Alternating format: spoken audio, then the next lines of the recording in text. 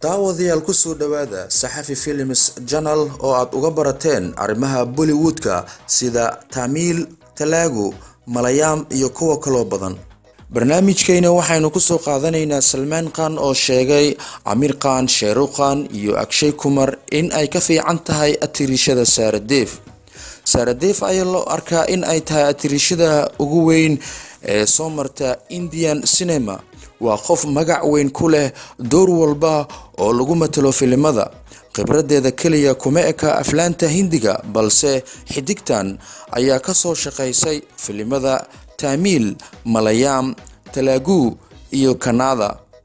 Salman Khan ayaa xidigtan ammaan kala duldhacay xaflad lagu soo bandhigay aragtida ugu horeyso ee filimka Mom ee Saradev.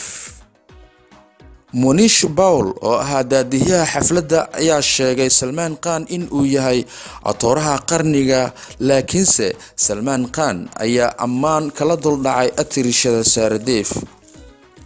Aamir Khan, Shah Rukh Khan, Akshay Kumar kulligeen filmo badan ayaan keenay. Aamir Khan waxa laga yaabaa in uu sameeyay konton film, waqti badan weli uu haystaa. sanadkii waxa uu soo saaraa hal film. Shah Rukh Khan sidoo kale laga yaabo in uu sameeyo 100 film. wadajir inteena waxa laga yaabaa in ay fashilmaan, laakiin waxa jiro halyeeyad tayo fiican leh, waqti geliso filimada, dadaal badan muujiso, xirfadna leh. lama barbar dhigi karo halyeeyadan, qof kale ma ahan, waa Saradev. Salman Khan ayaa u sheegay warbaahinta The Asian Age. daawadayaal intaas aynu ku soo gabagabaynaynaa barnaamijkeena. ha mogaanina in aad subscribe aad dhahdaan Saxafi Films Channel. fikirkiina waxaad noogu reebi kartaan qaybta commentiga.